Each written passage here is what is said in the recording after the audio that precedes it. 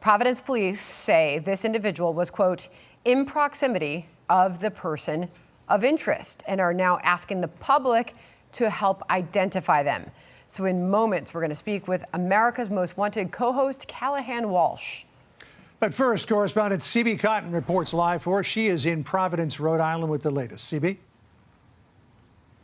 Hey, John. Yeah, the search for the killer is now stretched into the 5th day.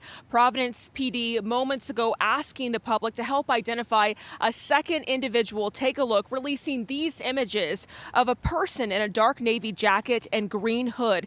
The agency, though, is not calling this a second person of interest, but instead saying this person was near the man they've been searching for, described as 5'8" with a stocky build, who was casing the neighborhood near Brown before the shooting and captured leaving moments after the gunfire. Brown University now getting tough questions about what appears to be security lapses. It's been revealed that none of Brown's 1,200 campus cameras were linked to Providence PD's real-time crime center. But Providence PD's police chief says he's not sure it would have mattered, telling Fox that instead there needed to be a newer camera system inside the school's engineering building that, get this, was only partially covered by surveillance. We still would have responded no matter what, because we responded within minutes and it had nothing to do with the camera system. But I think what would have been helpful more is if obviously there was a newer system in place that would have helped us a lot more. So far, investigators appear to be relying heavily on home surveillance images in hopes of cracking the case. A neighbor tells us everyone is on edge. I usually have an open door. I've had it locked recently between sessions. I think some people are feeling pretty numbed out and some people are feeling pretty emotional. Brown says it's now going to do a large-scale systematic review of all of the security on campus. John, there is a 4 p.m. Eastern news conference set for today, and we're hoping for an update on the case. Back to you. All right, we'll see if they get any leads on the second person that they want to talk to. CB, thank you for the update. Sandra? All right, John, so that video timeline is giving investigators their clearest look yet at the person of interest's movements, which are in most cases concentrated in a small area, but there are still critical gaps they're trying to fill. Let's take a closer look at what we know so far, which has been provided by the investigation. Most of this newly released footage comes from a 16-minute window starting at about 2:04 p.m. This is obviously on Saturday. That's about 2 hours before the shooting took place. You can see him walking these streets just east of the Bruce and Holly buildings where the gunfire later erupts. So this is the small window of time that we can account for him.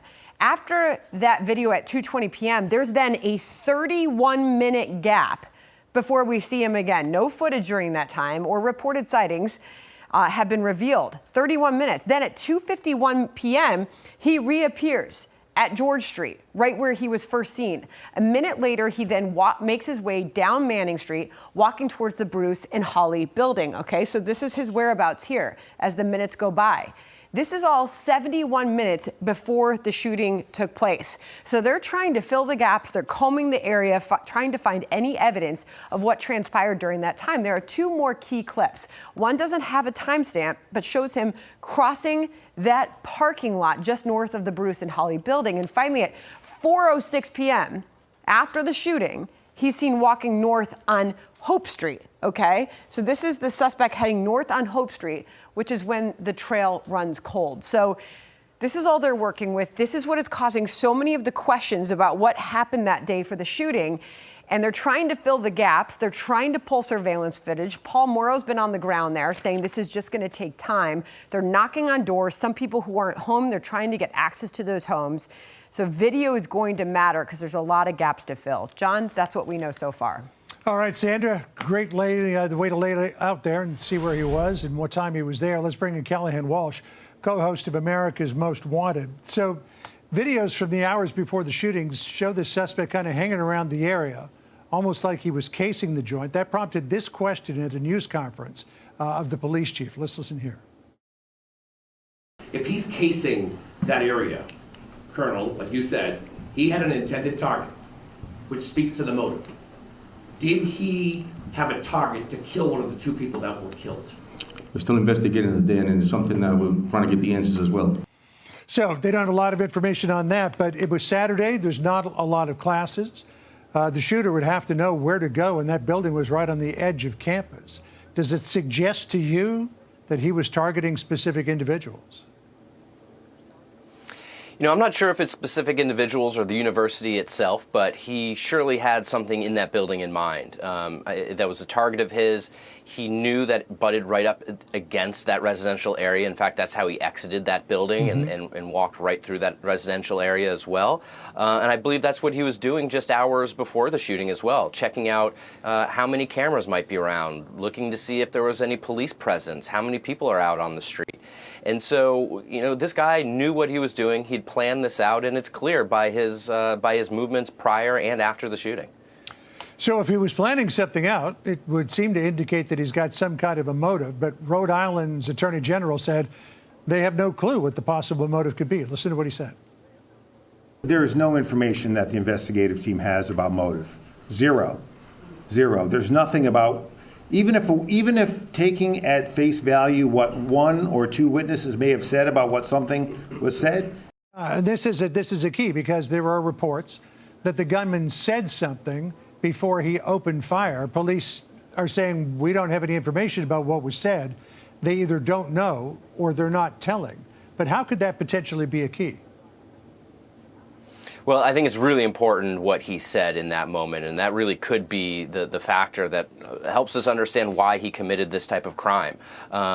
We also, you know, he didn't leave a manifesto. It might not be until he's captured till we fully understand why he committed this horrific act. Again, what he said, I think, is so important, and it's really tragic that we don't know at this moment. We have very little actionable information. I mean, from what he said to what he looks like, there's really not much that the public can go on, which is unfortunate because the public is that force multiplier. It is law enforcement's eyes and ears on the ground. We know at America's Most Wanted, the public is our ally. They're the ones that help us catch these guys. And really, there's just been such little information. It's been so difficult for the public to help out in this case. Yeah, and when you have good video of a suspect, as we saw with the case of the assassination of Charlie Kirk, we'll try to get establishing it for you again. As we saw with the assassination of Charlie Kirk, when you have a lot of good video, it's able to lead you very quickly to a suspect. Though all of the video that we've seen so far, it tells us how tall the person is, potentially, you know, what kind of weight that person is carrying, what kind of gait they walk with, but doesn't tell us a lot more about that. And the fact that there is literally a dearth of video coming from the university of itself is frustrating to a lot of people, including President Trump, who posted on Truth Social the following: why did Brown University have so few security cameras? There can be no excuse for that. In the modern age, it just doesn't get worse. I mean, I don't know what explanation the college has got that they didn't spend a lot of money on security cameras when they spent a lot of money on other things like DEI initiatives.